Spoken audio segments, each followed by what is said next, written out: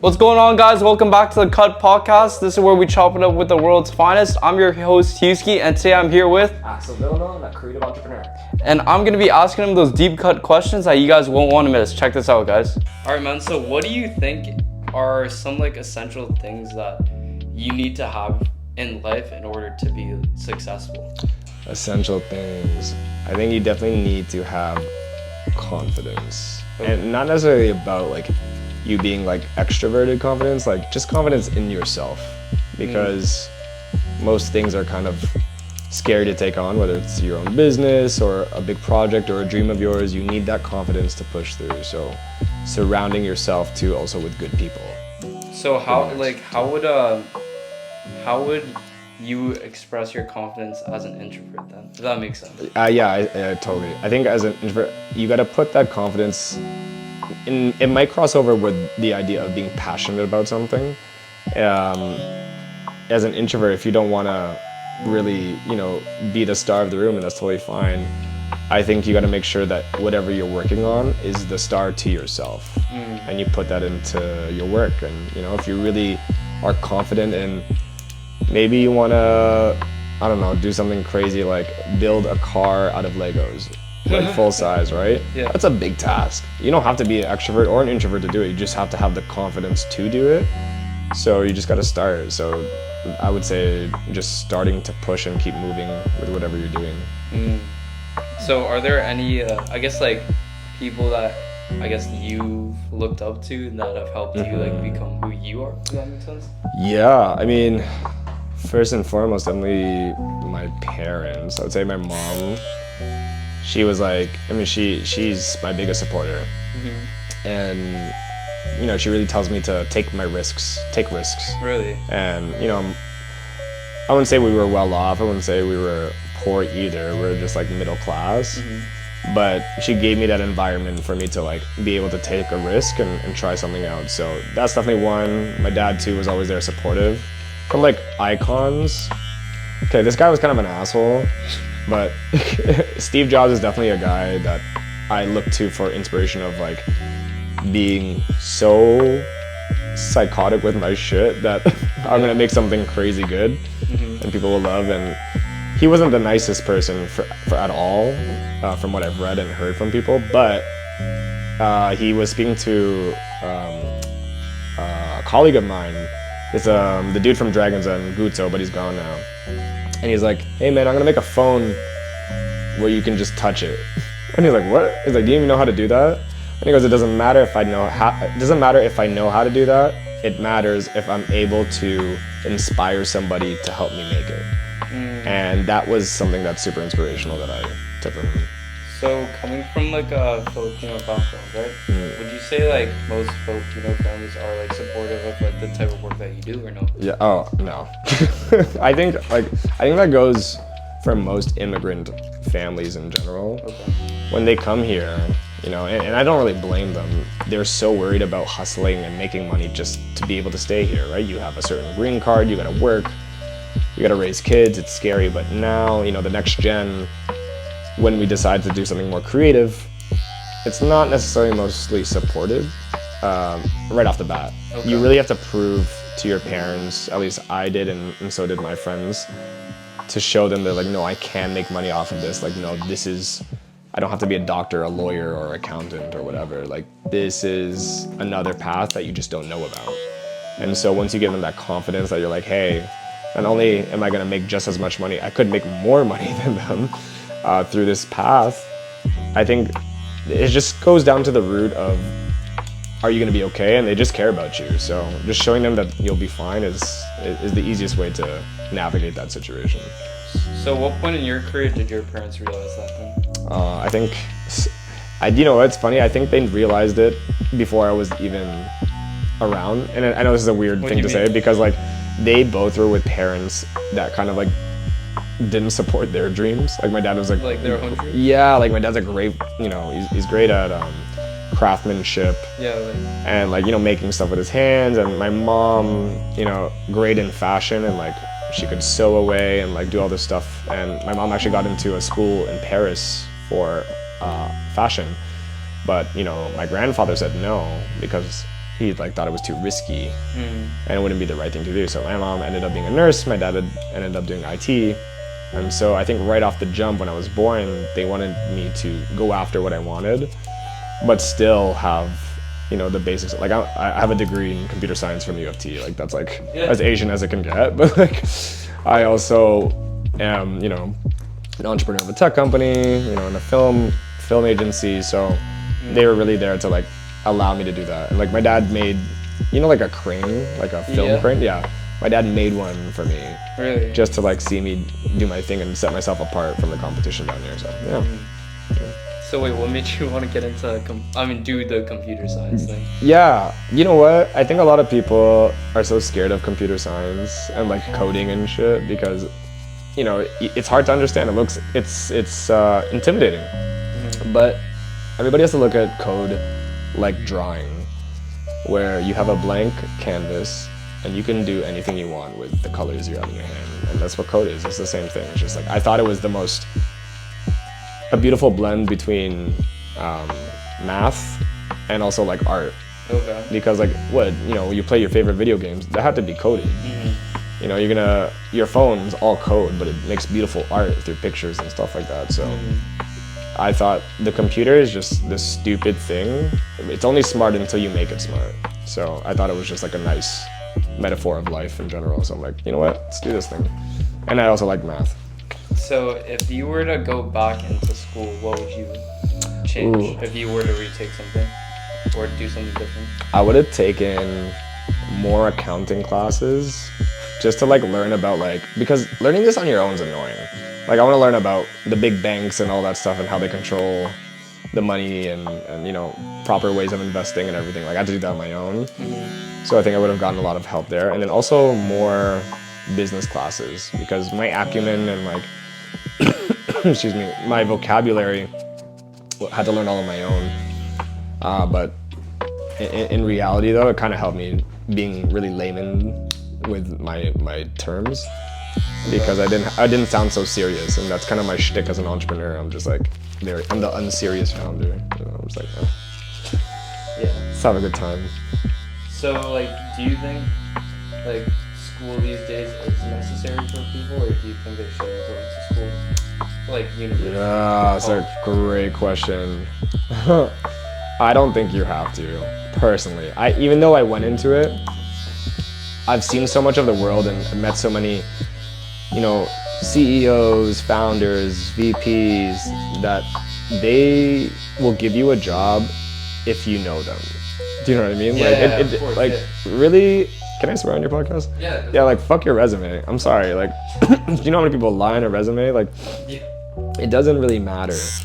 It's like, can you do the job or not?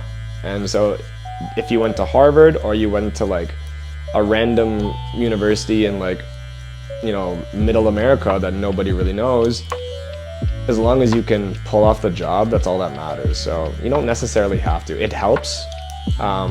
Would I put my kid in it though? Probably, just because I don't know why I think the only thing where there's the advantage here is the network of people you meet.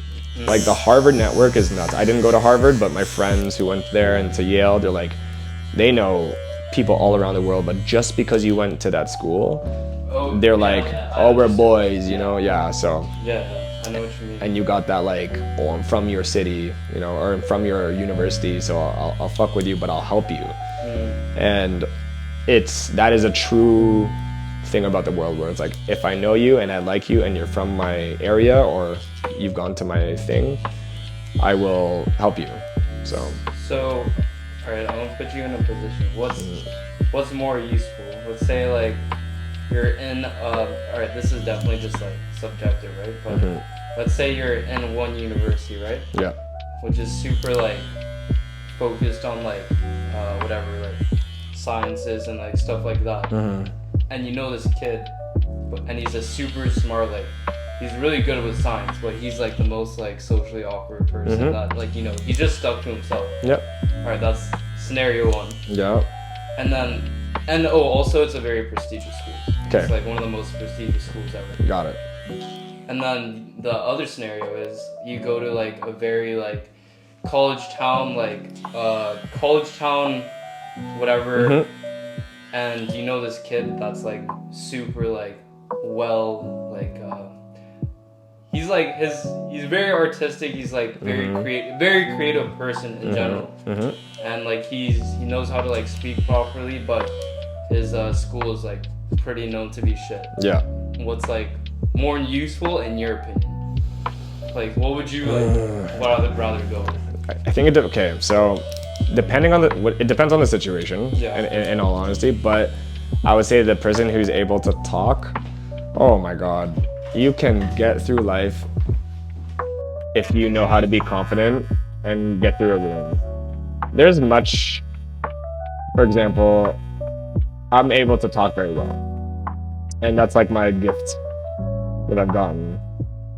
So I've gone into rooms where I'm like, hey, I need money, but they just did it because they liked who I was and I was as a person, and they like feeling that confidence around.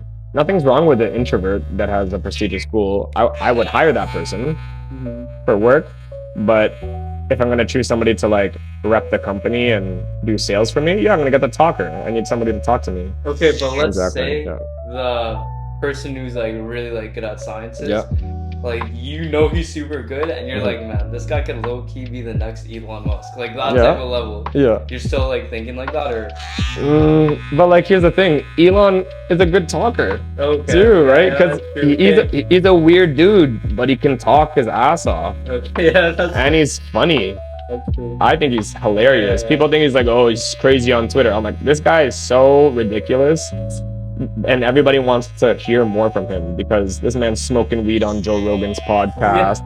This man talking about aliens and like saying people like this is copy paste marketing from Steve Jobs. Like there's this famous picture from Steve Jobs of him flipping off IBM sign in New York, and it's such a gangster picture. Yeah. And I just think it's hilarious. So if you can do both, then you're the best. Then you can be the best. I personally think so. It's very rare, very hard, but it can be done. So why do you think most people, like you said, like you know people who they have like their dreams and stuff, but why do you think they don't go after it? Yeah, that's a great question. I don't think people go after their dreams because they're scared that they don't believe in themselves. They're scared that they can't do it, and they think that the circumstances that they're in are putting themselves in a situation that they're like, oh, I can never do this. I'll never be able to do it. And they're already failing by thinking like that. And a lot of people are too scared to try because they don't like feeling failure. But the thing with success is that you have to fail a shit ton of times to get to the top. And nobody likes to fail, and I get it. It sucks. But for the ones that look at failure as just a stepping stone or like just part of the path, that's when you get over the idea that it's not failure, it's just part of the journey to, success. So how do you go about like balancing like your actual work and like just like things you like to and like life? Yeah. I really I wish I could tell you I'm that entrepreneur that's like, oh, I do time blocking and blah blah blah blah blah. Like I probably really should, but I get my stuff done like earlier in the day, and then I kind of make sure that I get enough sunshine too, and take moments where I have my phone on like do not disturb, and I'm really serious. Like there's a lot of founders I know who are like, I could message them right now and they'd be like, yeah, what do you need? And they're just on their phone all day long. I don't want to be that accessible. I like to be not accessible, and away from yeah, man. I don't want to I love my phone and I hate my phone. I love it because I can learn so much, what have you, and connect. You and I got connected through our phones. That's great, but I'm not. D&D all day, and I'm not messaging you at 3 a.m. and nor are you messaging me because you have a life, right?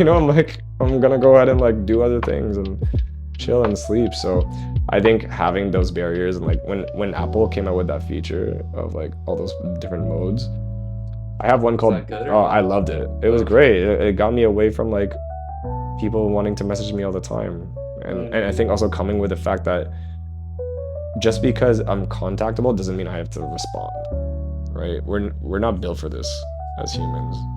So from a work perspective, I just make sure that, you know, I get my shit done and I spend my time for myself. Yeah, my life isn't the business. My business is, you know, part of my life. So how do you fit in like stuff with family and stuff? Yeah. Or like close friends, I guess. Well, yeah, I think it's like, and that's been hard lately because I'm not the guy that goes, hey, you want to go for dinner? I'm really not that guy, sadly. And I think all my friends who are my friends still have come to terms with that. Like, they have to hit me up. And 99% of the time I'll be like, yep. But I force myself to be like, let's go out and do something rather than sit inside all day and be sad. So you'd rather stay inside, or like, what do you? I feel like innately I will stay inside unless somebody hits me up.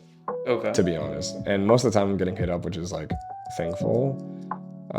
But it's also nice. You know, I have a dog as well. And him forcing me to go outside is great too. Yeah, sometimes I'm like in the middle. I'm very extroverted, but there's days where I'll just be like, please never talk to me. What's the best thing and worst thing about having a dog?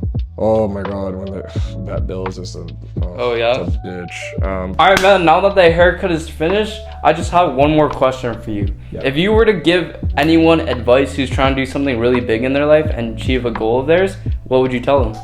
I would say if there's anything you're trying to go after that's really huge and is a big dream of yours, absolutely keep moving and go after it. Just start. Don't think I have to plan so much or get the advice from a bunch of other people. Just start doing it, because the more time you think about it, the less actual momentum you're actually going to have. So just keep moving, keep pushing, and just start doing it now. You are already a musician. You are already a founder. You are a CEO. Nobody makes you one. You just become one. Awesome, guys. This is my boy Axel. I'm going to leave his stuff literally down below right here, so make sure you guys go check that out. And make sure you guys leave a like and subscribe, and stay tuned for the next episode. Peace, guys.